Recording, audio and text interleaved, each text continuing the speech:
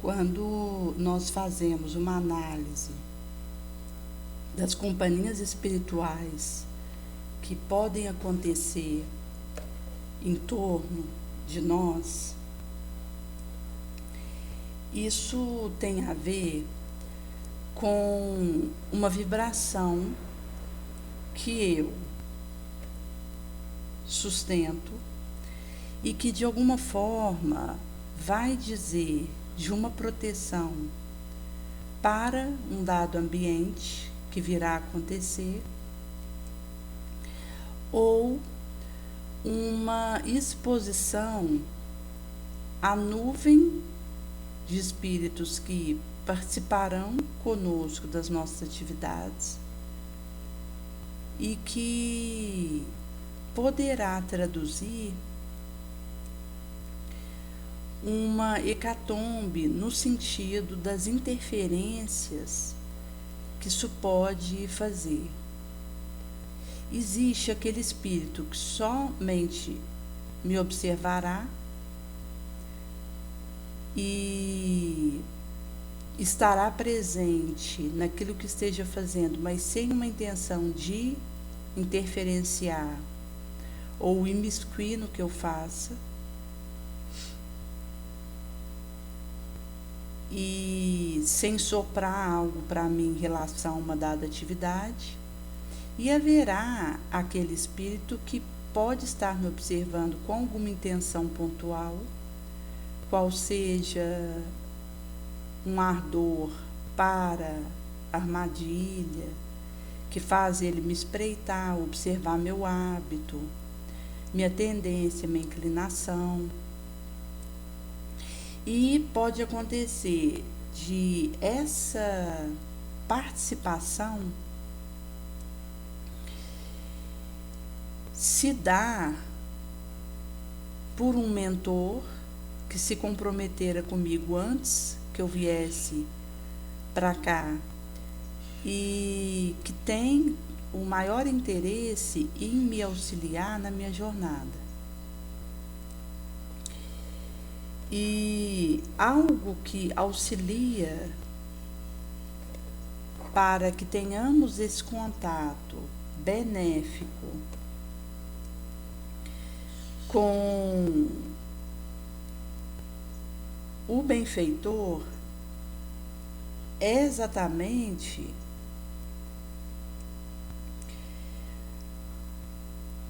a conduta que eu consiga construir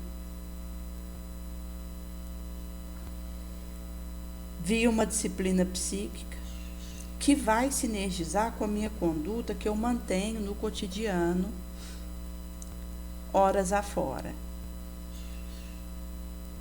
que tem a ver com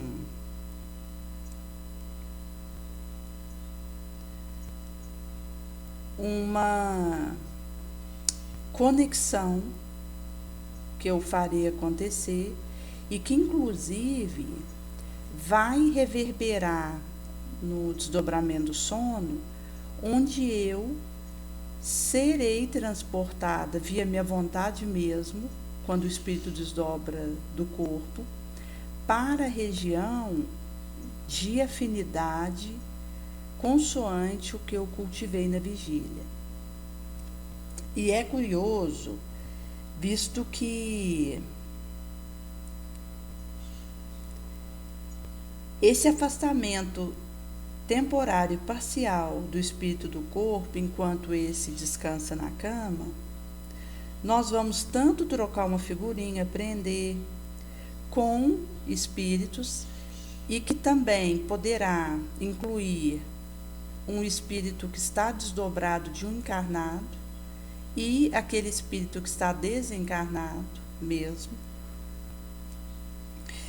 E se na vigília a censura da sociedade, o filtro de uma noção prévia vai abafar uma índole má ou um desejo inconfessável, um sentimento inferior, vai acontecer que, ao desdobrar, eu seja levada por essa má índole mesmo, que possa fazer parte do meu imíscue sombrio e realizar atitudes indevidas que eu não faria se tivesse acordada numa vigília, devido a esse olhar de corrigenda e censura que acontece. De nós para nós, do coletivo para nós. E por isso que, quando nós falamos de companhia espiritual, tem a ver com aquilo que eu consegui internalizar de elevação. Visto que algo que eu abstraí do Cristo e passo a viver isso, e se torna parte do meu comportamento normal, mesmo que não tenha alguém me olhando ou me vigiando, eu viverei aquilo. Em sendo assim, não precisará de uma lei, de uma imposição alienígena para que eu tenha aquela conduta, visto que foi assimilado pelos meus fanais internos e tornado vívido em mim. Assim eu posso estar desdobrada e o corpo descansando na cama, sem uma tensão do entorno sobre mim, naquela cerca que a vigília estabelece, que eu agirei consoante sentimentos nobres. Por isso que é da maior importância essa internalização das lições imorredoras do Cristo.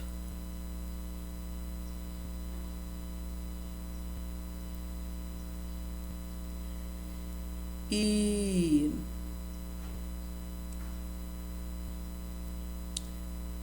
tem a ver com uma participação que vai redundar num convívio próximo e que, se me encontra nessa distância do ideal de Jesus e num dessegramento, acaba que eu estarei em contato com o imiscuimento de inferioridade que dirá de mim mesma e que terá suas ações. Na obra Voltei, que é de 1948, foi relatado que em torno 70% da população encarnada naquela época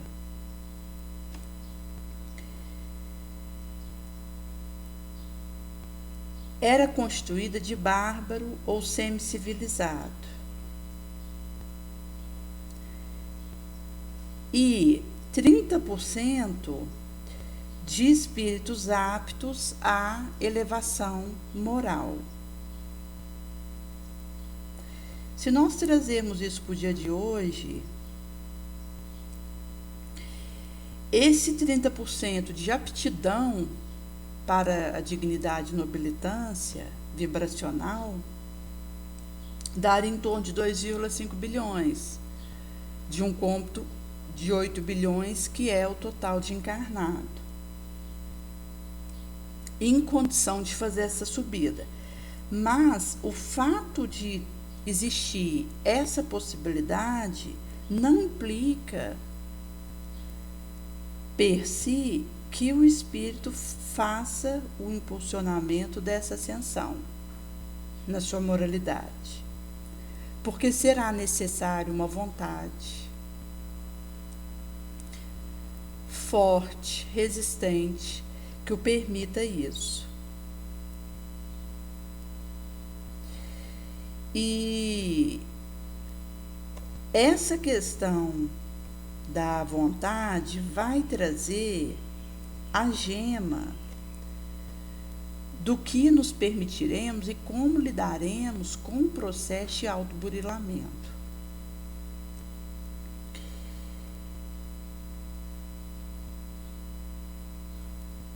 Existem relatos pontuais de dificuldade que nós enfrentamos em relacionamentos e que tem a ver com a interação que nós fazemos com o mundo inferior, no convívio uns com os outros, que provém de nós mesmos e que pede essa supracitada vigilância muito grande e uma resistência infatigável. Para que seja possível emblemarmos essa simplicidade, essa pureza e podermos ter condutas que ajude outrem a aumentar a sua intimidade com Jesus.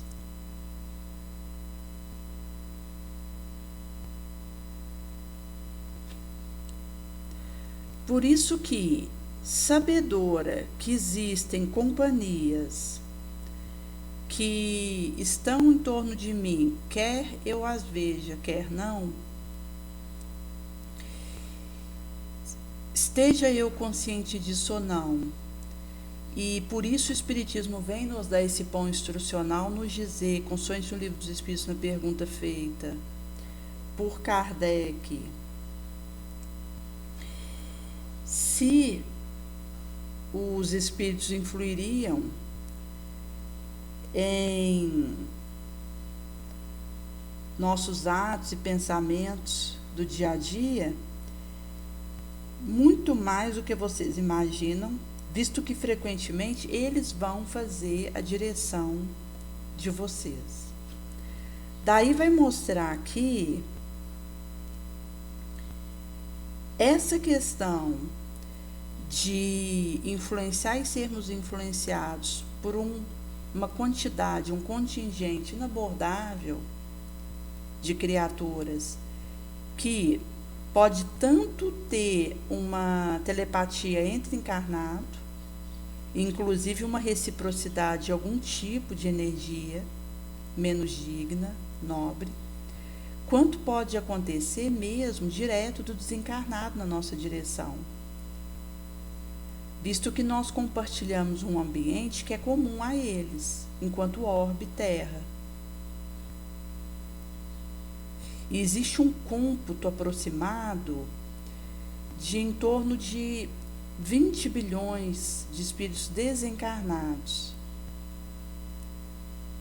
que naturalmente vai ser sua variação de acordo com o ângulo que estiver sendo analisado, mas para uma análise como a que fazemos aqui, simples no cacau, dá para ter uma ideia do contingente que existe, enorme, de espíritos desencarnados, mas que são terráqueos, que respiram o nosso clima emotivo e que, por serem livres, podem participar daquilo que realizamos e fazemos, seja o que for.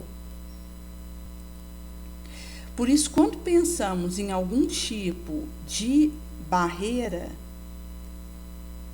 de proteção,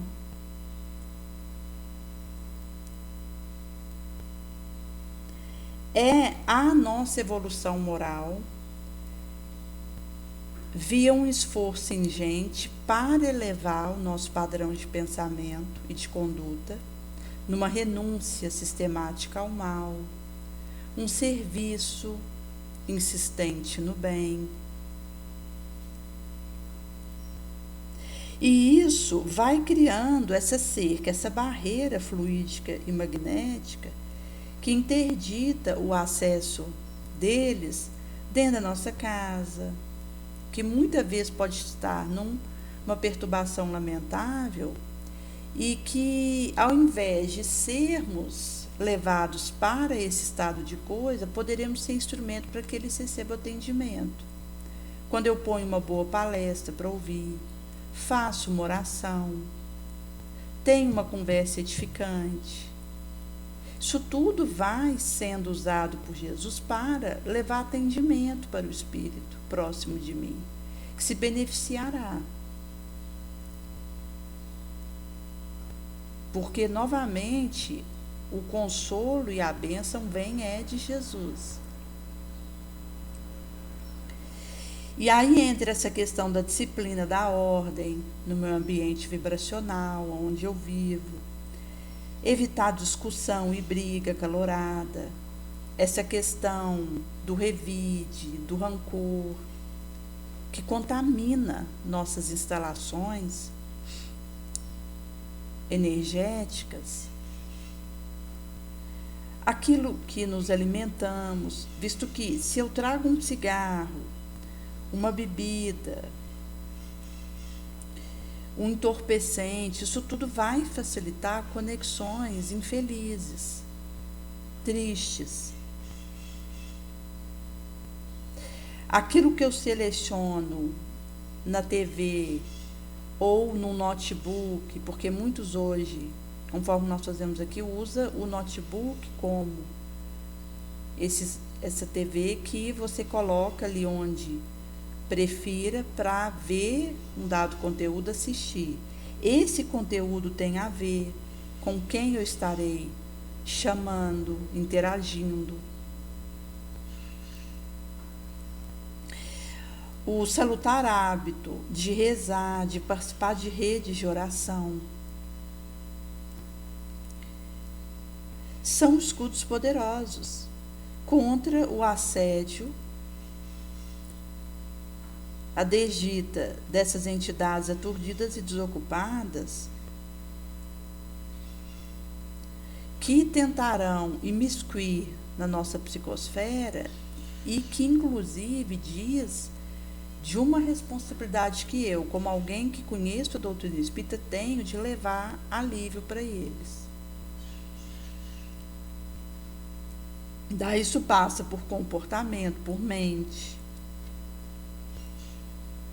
Se nós pegarmos o ambiente do serviço, onde não temos o controle e o auspício do que acontece nos bastidores vibracionais, e nós estamos num contato constante com pessoas de toda energia, de toda índole, numa variação. Por isso precisamos sustentar uma conduta, um pensamento ilibado, sem corrupção, sem inclinação, tendência a desviar, a baixar a nossa ideia, o nosso sentimento, manter elevado, evitando a participação em intriga, fofoca, em áreas comuns e compartilhadas de cafezinho, visto que esse tipo de situação é uma cilada e que fatalmente nos conectará com entidades perturbadas e nos propensará a uma desarmonia. Hoje eu estava sentada num vão, numa janela no serviço, aguardando para entrar em sala, e veio alguém que havia vindo até nós, que estávamos ali trocando uma figurinha, e houvera comentado de uma situação que estaria acontecendo numa reunião em que participáramos, da conduta de um terceiro que ela não havia gostado. E já iria iniciar ali uma maledicência Nesse momento, nós tentamos desviar o rumo da conversa para algo positivo, que saísse daquela demorar numa calúnia, para que aquilo não iniciasse, porque depois fica mais difícil conter a situação, inclusive porque cria sintonias e sinergias, e esse feixe vai tornando mais dificultoso escapar do que vira aquele redemoinho energético. E logo ela houvera sido chamada para ir uma atividade que precisava da sua presença, e pudemos terminar com essa questão da minha situação ao olhar para mim, a vigilância e a oração que preciso ter comigo, senão eu vou lá e faço pior. E mostra como é sutil essas interpolações de energias densas, sombrias, e que se nós estivermos num segundo de distração, instala aquelas crostas desnecessárias e que vão nos criar problemas.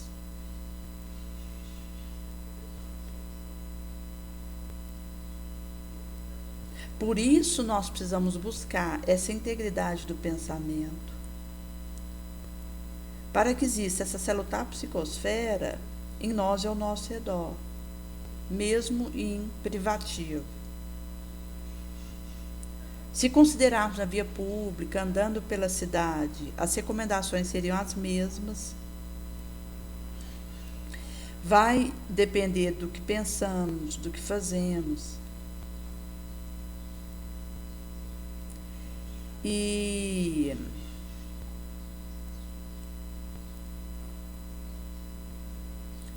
em sendo assim, acontecerá de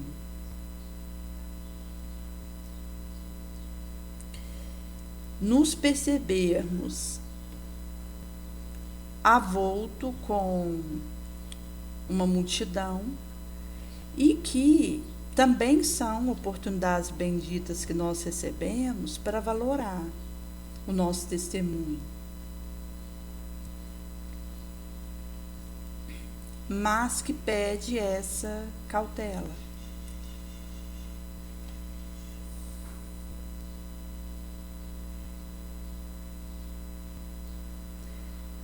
E quando nós percebemos a situação de precisarmos olhar para a nossa dificuldade e buscar essa liberação, mostra que na persistência é possível ir lapidando essa pedra.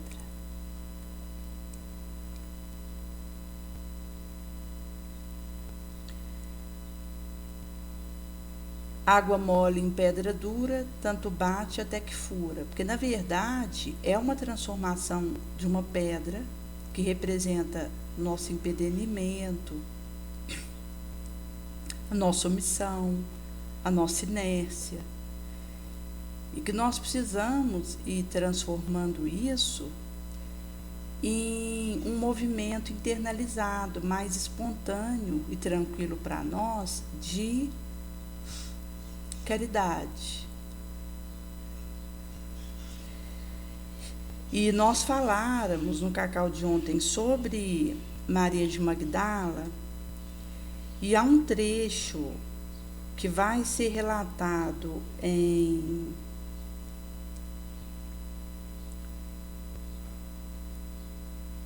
Lucas,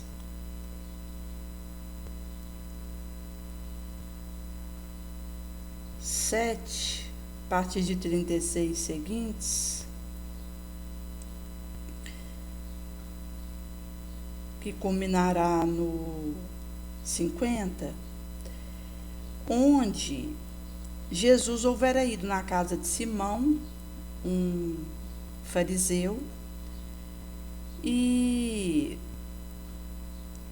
atender ao pedido dele para comer com ele, reclinou à mesa. Estava ali fazendo a ceia, e uma mulher que era pecadora na cidade e que a doutrina espírita comprovadamente diz ser Maria de Magdala, que é a mesma que houvera visto Jesus ao ressurgir após a crucificação e levou a notícia, pipoque afora. Ela também houvera seguido o caminho próprio, visto que os apóstolos, pelo preconceito que a taxou ao longo da sua trajetória, não aceitaram a sua participação ali na casa do caminho, os ajudando nos trabalhos de socorro ao necessitado de todo jaez. E ela, como houver internalizado as lições de Jesus, fez o seu caminho, solitário, mesmo sob essa situação de ser deixada de lado e não ter a porta aberta para ela, ela foi para junto dos leprosos auxiliá-los e levar a boa nova para eles, conforme ela houvera recebido da boca de Jesus mesmo. E seria ela que seria buscada e levada pelo Cristo no seu trespasse. E num encontro que ela tivera com Jesus, ali que deu um arranque inicial, inclusive ela recebera dele a cura, onde saiu dela os 7 demônios, mas mostrando a trajetória ínclita que ela conseguiu fazer de uma condição de queda profunda para uma redenção e uma remissão excelsa. E por isso aqui vai dizer que era uma mulher pecadora ali naquela cidadela. Ela tinha ficado sabendo que ele estava à mesa na casa desse fariseu, pega um vasinho de alabastro com unguento e estando por detrás ali, rente aos seus pés, derramava lágrimas chorando, molhava com essas os pés de Jesus e os enxugava usando os próprios cabelos. Beijava os pés do Cristo e ungia com unguento.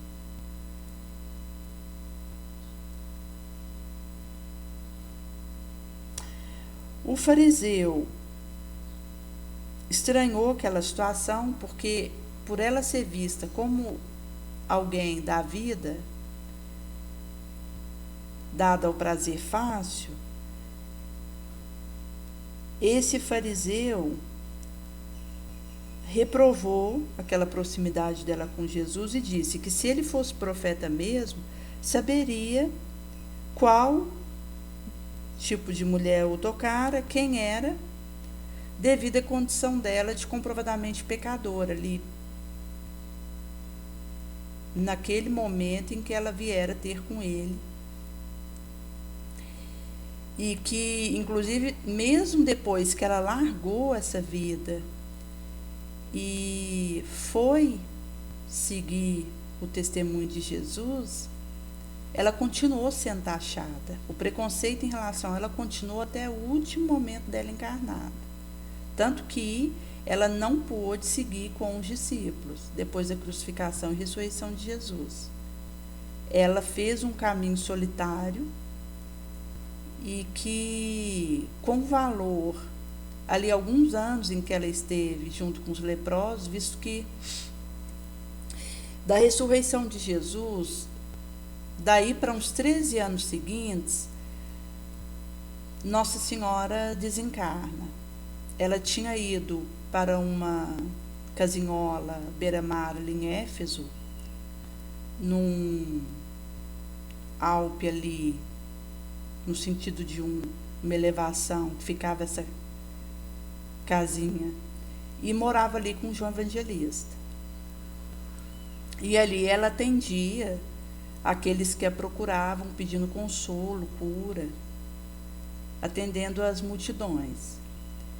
E depois que passou em torno de uns 13 anos da ressurreição de Jesus, ele veio ter com Maria Santíssima, sua mãe, e inclusive ele, ali diante dela, quando ela se agacharia diante dele, ele não deixa ela fazer isso, ele mesmo ajoelha diante dela e a leva. Não precisamente nesse momento, porque ela viria desencarnar no dia seguinte, mas o aviso já tinha sido dado a João, que estava em pregação numa aldeia próxima, através de 2 discípulos. E quando aconteceu no dia seguinte, Jesus mesmo não estava presente, mas vieram os anjos levar Maria Santíssima e atender um pedido dela último, derradeiro, que é visitar os cristãos que estavam sendo supliciados nas grades e que estavam sendo entregues às feras. E aí ela encontra uma moça que, na situação ali, descarnada pelos maus tratos que sofreram ali naquele ambiente, e insufla o canto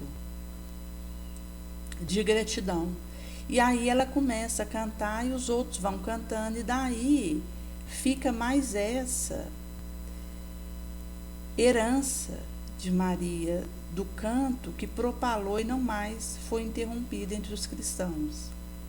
O hino de louvor, de agradecimento. E depois, então, ela é levada para o astral. Mas Maria de Magdala houvera ido embora daqui antes disso, porque quando acontece a ressurreição de Jesus, em que ela vê o Cristo ressurreto, e é incumbida de levar e pipocar essa notícia entre os apóstolos, Nossa Senhora e os outros ali, seguidores de Jesus, que estavam amedrontados, presos, enquanto os discípulos, num geral, devido ao que tinha acontecido, a crucificação, acontece, após isso, uma dispersão, e é iniciado a Casa do Caminho por Pedro, Tiago, João, que vão iniciar esse trabalho de atendimento ao sofredor, constante pedido de Jesus mesmo. E Maria de Magdala pede a estada com eles e é negado. E aí ela vai para as regiões ermas, onde os leprosos ficavam relegados a morrer à míngua, isolados do populacho, e ali ela começa a propalar as lições de morredora de Jesus junto a esses deserdados da sorte. E em sendo assim, passou um tempo, ela já teria pego lepra, porque ela estava ali junto com eles. A lepra é uma doença comprovadamente contagiosa,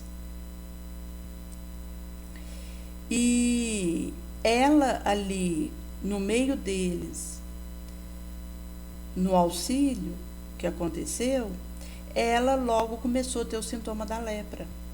E aí ela, desejosa de ver Maria Santíssima e João Evangelista, ela faz essa viagem de onde ela estava até Éfeso, porque ela sabia que o desencarne dela estava próximo. Isso mostra que, se em 13 anos Maria de Nazaré desencarnou e ela foi antes, por ter se despedido tanto de Maria de Nazaré como de João ao desencarnar, significa que foram poucos anos que ela teve, depois da ressurreição de Jesus, ali de trabalho junto aos sofredores de todo Jaez, devido ao ambiente nosso, porque ela foi mesmo de lepra, de doenças contagiosas que logo a acometeriam. Mas foi uma trajetória tão radical de ascendência no bem que ela conseguiu fazer em relativamente pouco tempo, dado onde ela houvera crescido e o ambiente de insalubridade moral que ela estava ali junto com os patrícios romanos, e depois dessa troca de olhar com Jesus, ela já faz essa ciclópica elevação, mostra a interação que ela assimilou e abstraiu do mestre. E essa passagem vai dizer da resposta de Jesus a Simão quando ele questiona aqui Simão o fariseu, onde estava tendo esse banquete Naim, e Maria de Magdala fora ungir os pés de Jesus e beijá-los. E Jesus começa a contar que um determinado credor, ele tinha 2 devedores. Um devia uma quantia de 500 denários e o outro de 50 denários. Nenhum dos dois tinha como pagar. E aí esse credor agraciou a ambos. Tanto um quanto o outro foi beneficiado. Qual deles o amará mais? Simão respondeu que supunha ser aquele a quem mais foi agraciado, ou seja, o que devia 500 denários teve uma gratidão maior do que o que devia 50, visto que ambos foram liberados daquela dívida. E Jesus diz que o julgamento dele houvera sido correto. E voltando para Maria de Magdala, diz a Simão: vê esta mulher aqui diante de nós. Quando eu entrei na sua casa, você não me deu uma vasinhola com água para os pés. Ela, porém, com as suas lágrimas molhou meus pés e com seus cabelos os enxugou. Ao atravessar a porta da sua casa, você não me deu um beijo, mas desde que eu fizera isso aqui, ela não parou de beijar os meus pés. Quando surgi diante de você, debaixo do seu teto, você não ungiu a cabeça com óleo. Ela, no entanto, desde que tenho chegado aqui, se aproximou e tem ungido os meus pés com unguento.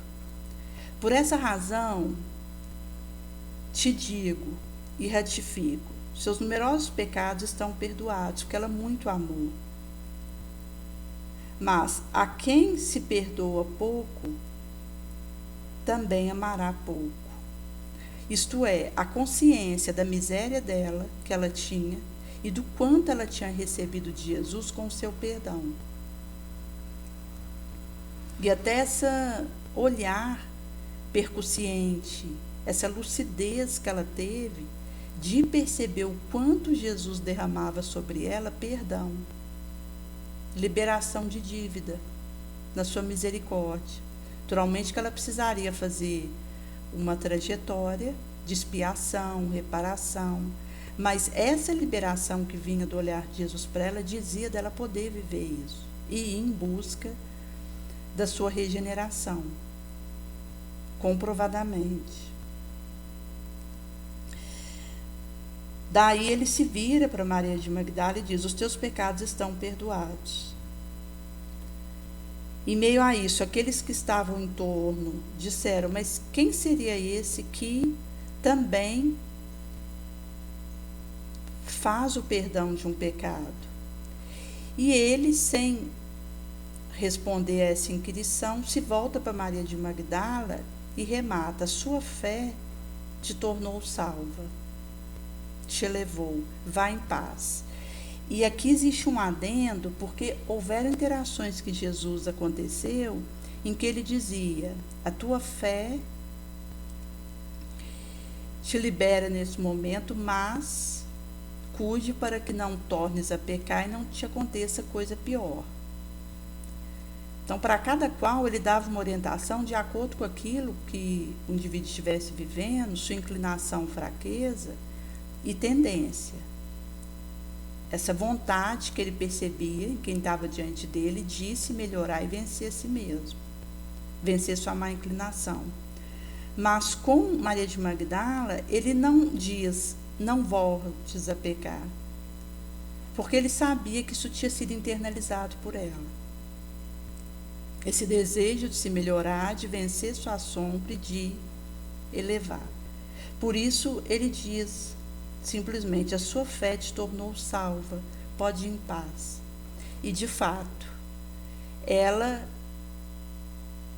no subsequente, demonstra valorosa uma internalização da lição do Mestre, e vai ser devido a isso que, daquele charco, daquele pântano que ela estava mergulhada, ela vai ser a escolhida para receber a aparição do Cristo ressurreto antes dos outros, para propalar e pipocar essa mensagem aos 7 elfos, e vai ser ela mesma que vai conseguir, com a sua criatividade, com a sua resistência, com a sua vontade, com a sua força, fazer um caminho original próprio, de atendimento a quem precisava, que depois apreliaria em fazendo uma caminhada árdua, de forma inabordável para nós, o que teria sido para ela leprosa, e naquele tempo em que ela não tinha condição de adquirir um cavalo, um camelo, um jumento, que ela precisaria ir de a pé mesmo,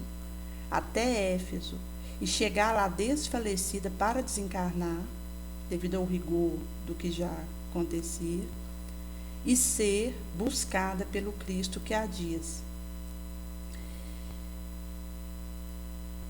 Maria, amaste muito, atravessaste a porta estreita, vem, eu te espero aqui.